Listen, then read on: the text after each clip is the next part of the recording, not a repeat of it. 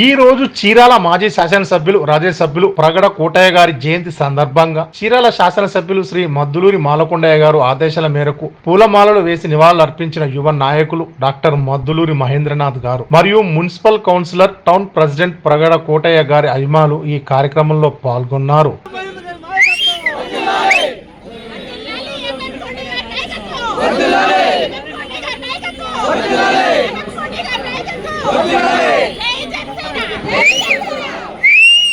ప్రగడ కోటయ్య గారి జయంతికి అందరూ కూడా ఆహ్వానితులే అందరూ వచ్చారు. అలాగే చీరాల నియోజకవర్గం తరఫున కొండయ్య గారు మారకొండయ్య గారు ఎమ్మెల్యేగా అయిన తర్వాత మొదటిసారిగా ఇవాళ ప్రగడ కోటయ్య గారి జయంతి ఈ సందర్భంగా మేము చేసుకోవడం చాలా ఆనందంగా ఉంది. అలాగే కాకుండా ఆయన అందరికీ కూడా ఈ చేనేత వస్త్రాలలో ఒక చైతన్యం తీసుకొచ్చిన వ్యక్తి.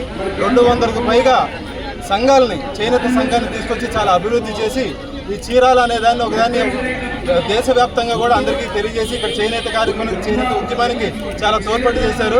అలాగే కాకుండా ఆయన మనకి రాజ్యసభ సభ్యులు అలాగే మాజీ ఎమ్మెల్యే చీరాలకి చాలా గుర్తింపు తీసుకొచ్చిన వ్యక్తి.